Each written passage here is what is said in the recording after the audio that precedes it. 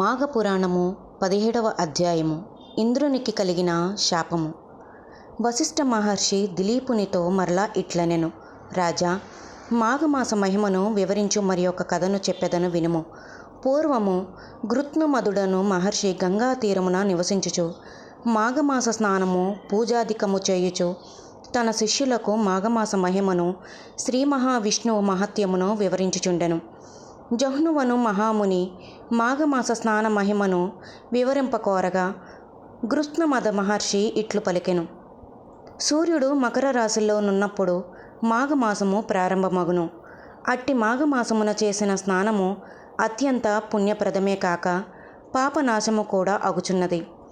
మాఘమాసమున ప్రాతకాలమున నదీ స్నానము చేసిన వారు ఇంద్రుడు మహాపాతక విముక్తుడైనట్లుగా పాప విముక్తులగుదురు. ఆ విషయమును వినుడు. పూర్వము తుంగభద్ర నదీ తీరమున అన్ని వేదములను చదివిన మిత్రవిందుడను ముని ఒకడు ఆశ్రమమును నిర్మించుకుని ఉండెను. మిత్రవిందుని భార్య అతిలోక సుందరి. ఆమె ఒకనాడు తుంగభద్రా నదిలో స్నానము చేసి పొడి బట్టలు కట్టుకుని కేశములు నారబెట్టుకొనుచుండెను. రాక్షస సంహారమునకై దేవతలతో కలిసి ఆకాశ మార్గమున పోవుచున్న ఇంద్రుడు ఆమెను చూచి మోహపరవశుడయ్యెను. ఆమె నెట్లైనా పొందవలయునని నిశ్చయించుకొనెను. రాక్షసులను జయించి తిరిగి వచ్చుచు ఇంద్రుడు ఆ ఆశ్రముపై భాగమున నుండి మిత్రవిందముని భారీ అందమును ఆమె చేష్టలను గమనించుచుండెను. మిత్రవిందముని తెల్లవారుజామున శిష్యులను మేలుకొలిపి వేద పఠనము చేయింపవలయునని తానున్న పర్ణశాల నుండి బయటకు వెళ్ళెను. ఇంద్రుడును ఆశ్రమంలోనికి రహస్యముగా ప్రవేశించి మిత్రవిందను పట్టుకొనెను. విడిపించుకొని పోవుచున్న ఆమెకు తానెవరో చెప్పి తన కోరికను తీర్చమని ప్రార్థించెను. ఆమె సౌందర్యమును మెచ్చెను. ఆమెను కామవశమై ఇంద్రుని పొందు అంగీకరించెను. కోరిక తీరిన ఇంద్రుడు ఆశ్రమము నుండి వెళ్ళ యత్నించుచుండెను. అప్పుడే వచ్చిన ముని వానిని పట్టుకొని నీవెవడవని అడిగాను. నేను ఇంద్రుడునని సమాధానమిచ్చెను. మిత్రవిందుడను జరిగిన దాన్ని గ్రహించెను. నీవు గాడిద ముఖము కలవాడవై స్వర్గమున పోలేక భూలోకముననే యుండుమని శపించెను. తప్పు చేసిన తన భార్యను రాయిపై పడి ఉండమని శపించెను. ఆ చోటను విడిచి గంగా తీరమున చేరి అచట తపమాచరించి యోగశక్తిచే దేహమును విడిచి పరమాత్మలో లీనమయ్యెను. ముని శాపము వలన ఇంద్రుని ముఖము మాత్రమే గాడిద, మిగిలిన శరీరము మామూలుగానే ఉండును. అచట నుండుటకు సిగ్గుపడి పద్మగిరియను పర్వతమును చేరి అచట గుహలో నుండి యచటనున్న గడ్డిని తిని కాలమును గడుపుచుండెను. అతడట్లు 12 సంవత్సరములు గడిపెను. రాజులేని స్వర్గముపై రాక్షసులు దండెత్తి వచ్చి దేవతలతో యుద్ధము చేయుచుండరి. దేవతలు రాక్షసులతో యుద్ధము చేయలేకపోయేరి. తమ ప్రభువగు ఇంద్రుని వెతకసాగిరి. ఇంద్రుని కనుగొనలేక వారు స్వర్గమునకు తిరిగి వచ్చిరి. రాక్షసులు మరలా వారిని తరిమి కొట్టిరి. దేవతలు ఇంద్రుని వెతుకుచు నదీ తీరము యందు సముద్ర తీరము యందు తిరుగుచుండిరి.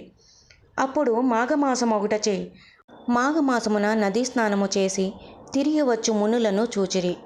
మాఘమహిమను ముచ్చటించుకొనుచున్న మునులకు నమస్కరించి మీరు చేయు వ్రతము ఏమి అని దాని వలన వచ్చు ఫలమేమి అని ప్రశ్నించిరి.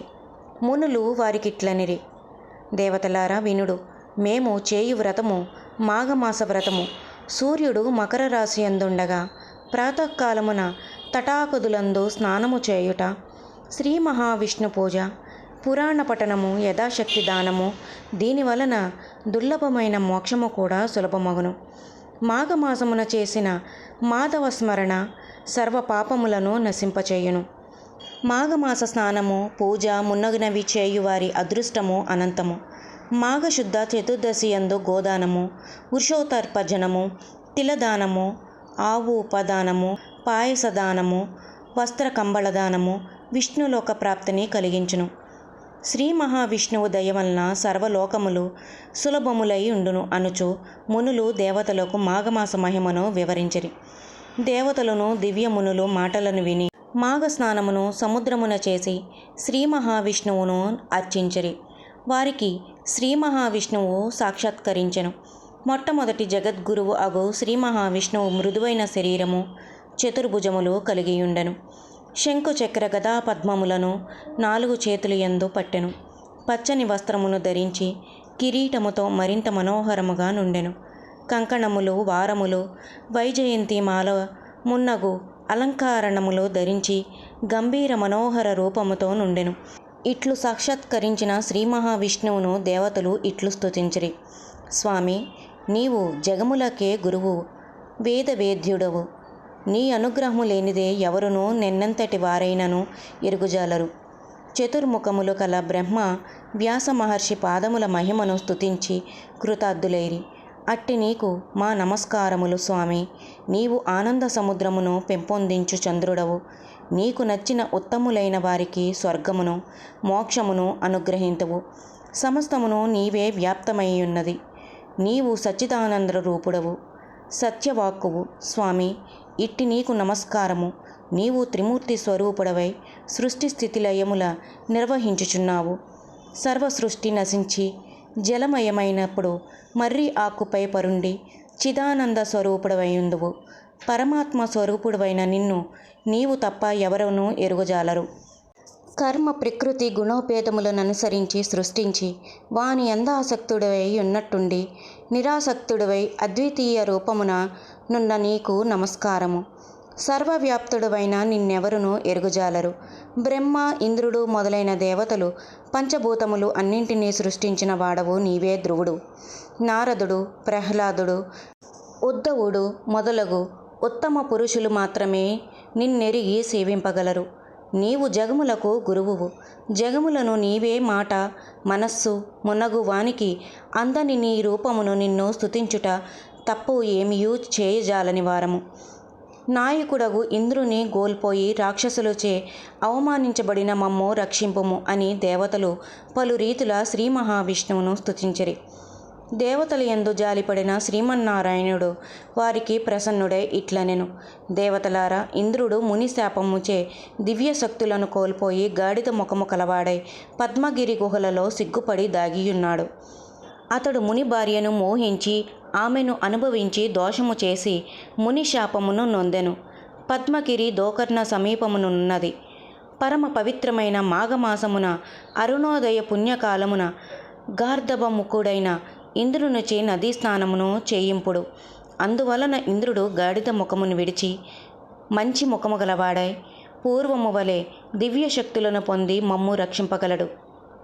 కావున మీరు వానిచే మాఘమాస అరుణోదయ పుణ్యకాలమున నదీ స్నానము చేయింపుడని చెప్పెను. దేవతలు శ్రీ మహావిష్ణువు మాటలను విని విస్మితులైరి. స్వామి, మునిశాప పీడితుడైన ఇంద్రుడు కేవల మాఘ స్నానముచే ఎలా స్వస్థుడగునా విచిత్రముగానున్నదని పలికిరి. అప్పుడు శ్రీమన్నారాయణుడు, దేవతలారా, మాఘమాస స్నాన మహిమను మీరెవరూ ఎరుగపోవుటచే ఇట్లనిరి.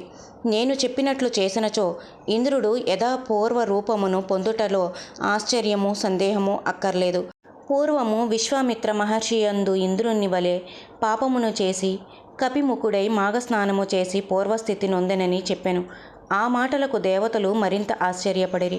ఆ వృత్తాంతమును చెప్పమని శ్రీమన్నారాయణుని కోరిరి. అప్పుడు విష్ణు ఇట్లు పలికెను. వినుడు. పూర్వము విశ్వామిత్ర మహర్షి భూప్రదక్షిణము చేయుచు గంగా తీరమునకు వచ్చెను. మాఘమాస కాల మొగుటచే గంధర్వులు తమ భార్యలతో కలిసి గంగా స్నానము చేయవచ్చిరి.